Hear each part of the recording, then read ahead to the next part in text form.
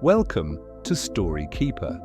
Today we're diving into 2001, A Space Odyssey by Arthur C. Clarke, one of the most iconic science fiction stories ever written.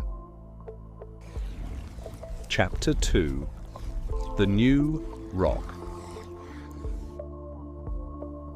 Late that night, Moonwatcher suddenly awoke.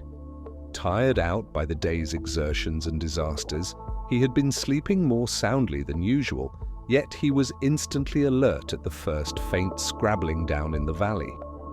He sat up in the fetid darkness of the cave, straining his senses out into the night, and fear crept slowly into his soul.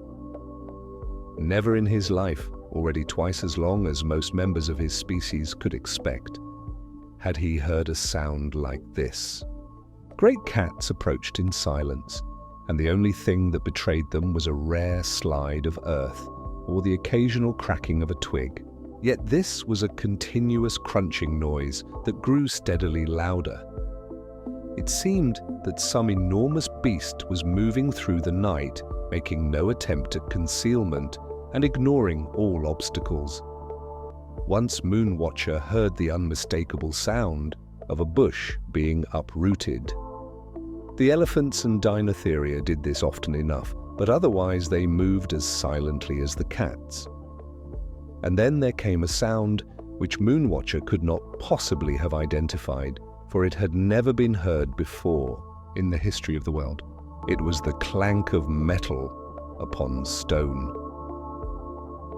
Moonwatcher came face to face with the new rock when he led the tribe down to the river in the first light of morning. He had almost forgotten the terrors of the night because nothing had happened after that initial noise, so he did not even associate this strange thing with danger or with fear. There was, after all, nothing in the least alarming about it. It was a rectangular slab, 3 times his height but narrow enough to span with his arms, and it was made of some completely transparent material. Indeed, it was not easy to see except when the rising sun glinted on its edges. As Moonwatcher had never encountered ice or even crystal clear water, there were no natural objects to which he could compare this apparition. It was certainly rather attractive, and though he was wisely cautious of most new things, he did not hesitate for long before sidling up to it. As nothing happened, he put out his hand and felt a cold, hard surface. After several minutes of intense thought, he arrived at a brilliant explanation. It was a rock, of course, and it must have grown during the night. There were many plants that did this. White, pulpy things shaped like pebbles that seemed to shoot up during the hours of darkness. It was true that they were small and round, whereas this was large and sharp-edged. But greater and later philosophers than Moonwatcher would be prepared to overlook equally striking exceptions to their theories. This really superb piece of abstract thinking led Moonwatcher, after only 3 or 4 minutes, to a deduction which he immediately put to the test. The white, round pebble plants were very tasty, though there were a few that produced violent illness, perhaps this tall one. A few licks and attempted nibbles quickly disillusioned him. There was no nourishment here. So, like a sensible man-ape, he continued on his way to the river and forgot all about the crystalline monolith during the daily routine of shrieking at the others.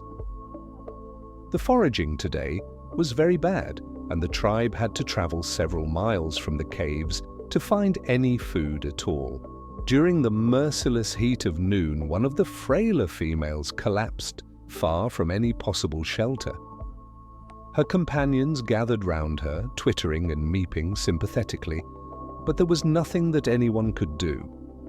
If they had been less exhausted, they might have carried her with them, but there was no surplus energy for such acts of kindness.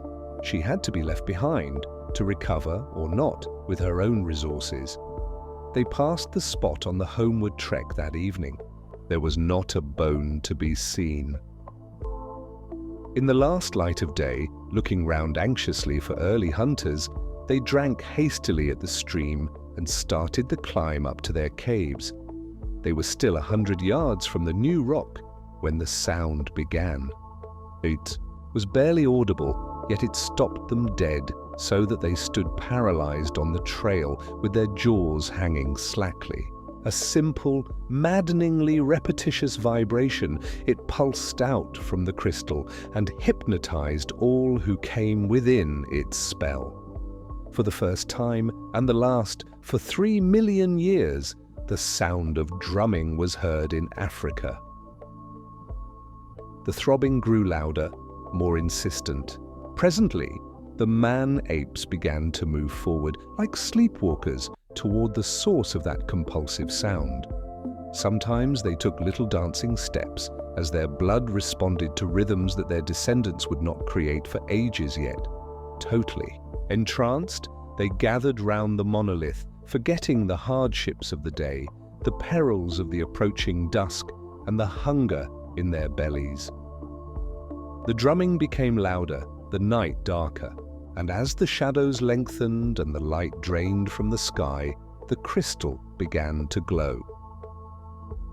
First, it lost its transparency and became suffused with a pale, milky luminescence. Tantalizing, ill-defined phantoms moved across its surface and in its depths. They coalesced into bars of light and shadow, then formed intermeshing, spoked patterns that began slowly to rotate. Faster and faster spun the wheels of light, and the throbbing of the drums accelerated with them. Now utterly hypnotized, the man-apes could only stare slack-jawed into this astonishing display of pyrotechnics. They had already forgotten the instincts of their forefathers and the lessons of a lifetime. Not one of them, ordinarily, would have been so far from his cave so late in the evening. For the surrounding brush was full of frozen shapes and staring eyes, as the creatures of the night suspended their business to see what would happen next. Now the spinning wheels of light began to merge, and the spokes fused into luminous bars that slowly receded into the distance, rotating on their axes as they did so. They split into pairs, and the resulting sets of lines started to oscillate across one another, slowly changing their angles of intersection. Fantastic, fleeting geometrical patterns flickered in and out of existence as the glowing grids meshed and unmeshed, and the man-apes watched, mesmerized captives of the shining crystal. They could never guess that their minds were being probed, their bodies mapped, their reactions studied, their potentials evaluated. At first, the whole tribe remained half-crouching in a motionless tableau, as if frozen into stone. Then the man-ape nearest to the slab suddenly came to life.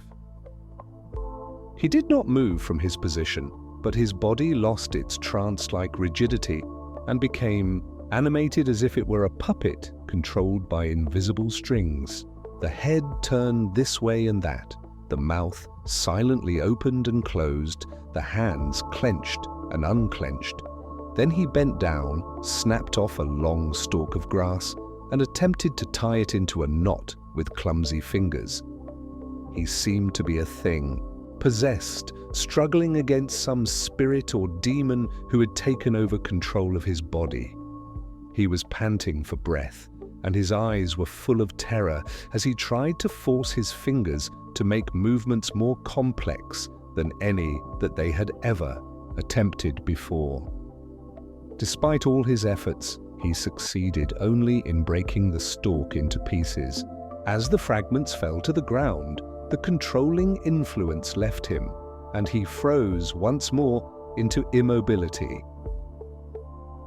Another man-ape came to life and went through the same routine. This was a younger, more adaptable specimen. It succeeded where the older one had failed.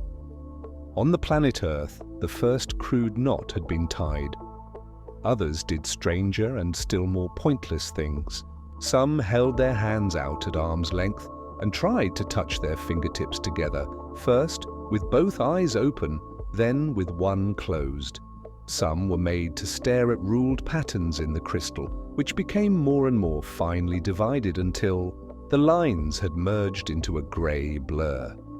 And all heard single pure sounds of varying pitch that swiftly sank below the level of hearing. When Moonwatcher's turn came, he felt very little fear. His main sensation was a dull resentment, as his muscles twitched and his limbs moved at commands that were not wholly his own. Without knowing why, he bent down and picked up a small stone. When he straightened up, he saw that there was a new image in the crystal slab. The grids and the moving, dancing patterns had gone. Instead, there was a series of concentric circles surrounding a small black disc. Obeying the silent orders, in his brain he pitched the stone with a clumsy overarm throw. It missed the target by several feet. "Try again," said the command. He searched around until he had found another pebble. This time it hit the slab with a ringing bell-like tone. He was still a long way off, but his aim was improving. At the fourth attempt, he was only inches from the central bullseye. A feeling of indescribable pleasure, almost sexual in its intensity, flooded his mind. Then the control relaxed. He felt no impulse to do anything except to stand and wait. One by one, every member of the tribe was briefly possessed. Some succeeded, but most failed at the tasks they had been set, and all were appropriately rewarded by spasms of pleasure or of pain.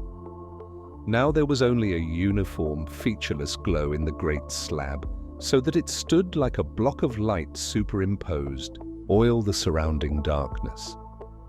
As if waking from a sleep, the man-apes shook their heads and presently began to move along the trail to their place of shelter.